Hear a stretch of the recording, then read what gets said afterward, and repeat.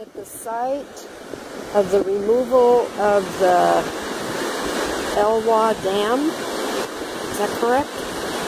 The Elwha River. It used to be dammed right here. I'm on top of the no more existent, the defunct Elwha Dam. And that area out there evidently used to be completely underwater. And they spent a decade or so removing this dam to restore it to its original space. So now the salmon can come back up the river and go through all the estuaries that they need to go to.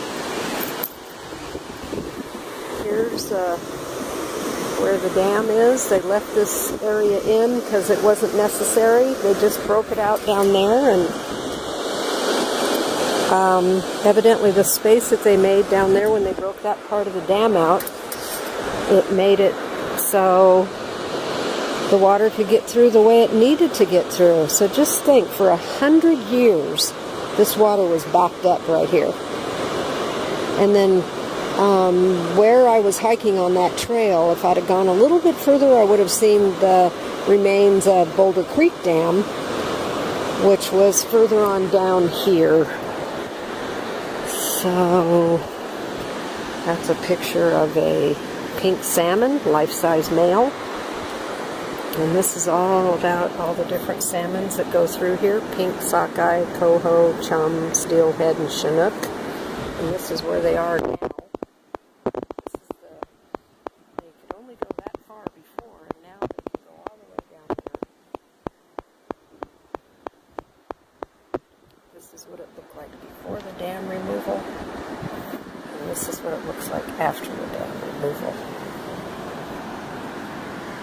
It's the Glines Canyon Dam. That's right, G-L-I-N-I-S. Glines Canyon Dam on the Elwha River.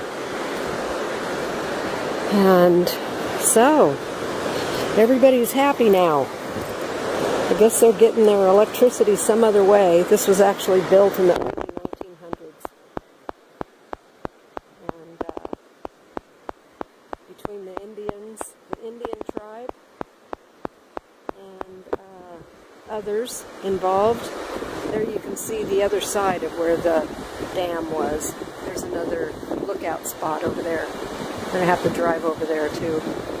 So this spot right down here is where they cut it off, and that was all dammed up before. Okay.